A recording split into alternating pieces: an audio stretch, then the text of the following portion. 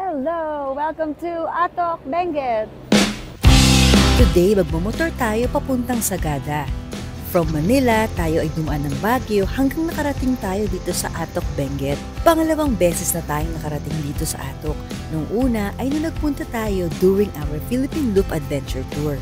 Sa pagkakataon na ito, kasama natin ang ating mga kagrupong lady riders from The Rebels. First time nating pupunta ng Sagada, may halong kaba at excitement. Base sa napapanood nating mga vlog sa YouTube, talaga namang nakakalula ang mga kurbada at bangin papuntang Sagada. Kaya pinaghandaan talaga natin ang ride na ito. From Atok, 4 na oras pa bago tayo makarating ng Sagada. At ayun na nga, biglang bumuhos ang malakas na ulan. Mas lalo tayong kinabahan, naging maputik na ang kalsada. Ang lalaki pa ng mga kasalubong na sasakyan. Tuloy-tuloy ang daloy ng tubig, madulas na ang kalsada.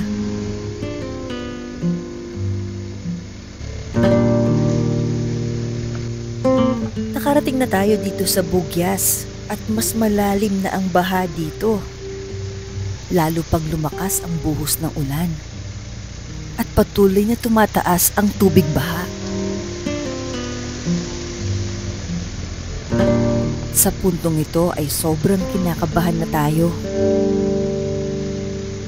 Buti na lang may nakita tayong gas station na patag at pwede tayong sumilong.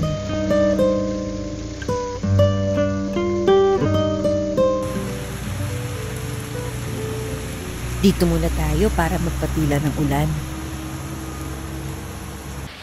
Nangangatog na tayo sa lamig dahil walang pagkakataon kanina na magkapote. Kaya basang-basa tayo sa ulan. Medyo tumila ng ulan at nagsisimula ng magkaroon ng fog.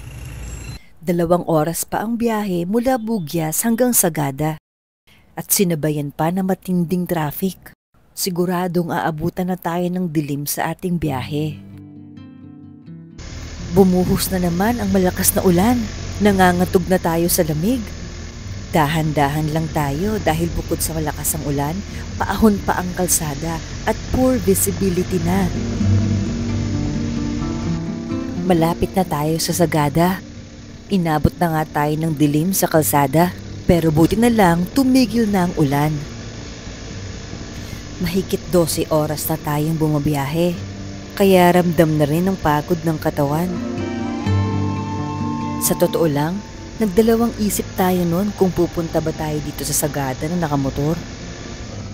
Hindi kasi biro ang mag-ride papunta rito. Marami na tayong narinig ng mga kwento mula sa mga nanggaling na rito. Kaya hindi tayo sigurado kung mismong tayo ay kakayanin natin na bumiyahe rito. Napakalayo, matarik ang kalsada, matinding mga kurbada, at nakakalulang bangin.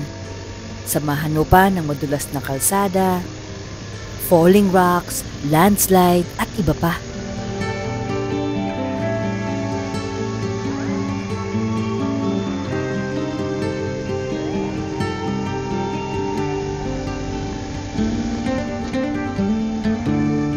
Sa wakas, nandito na tayo sa Sagada. Thank you Lord at nakarating tayo dito ng safe. Hindi natin nakalain na makakayanan natin.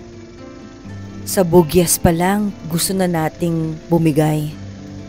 Dapat doon na tayo mag-hotel pero naisip natin na sayang naman yung biyahe.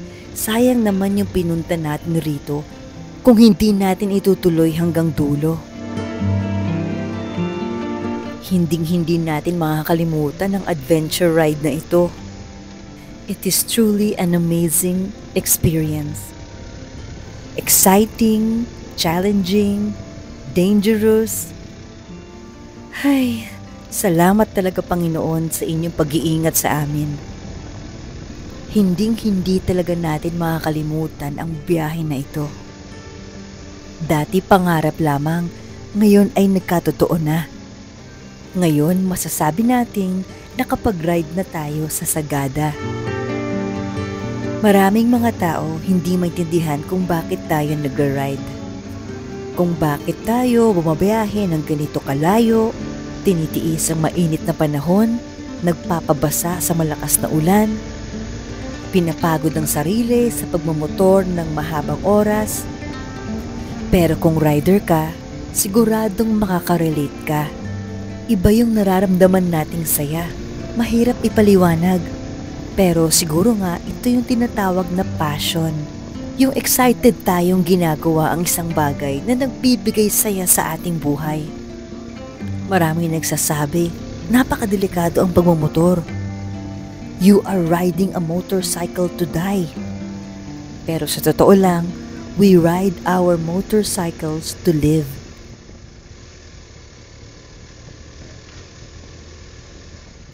Sa wakas, nakarating na rin tayo dito sa ating tutuluyan. Thank you, Lord, we arrived safely here in Sagada. Pahinga na tayo dahil maaga tayong gigising bukas para makita ang Sea of Clouds. Good night!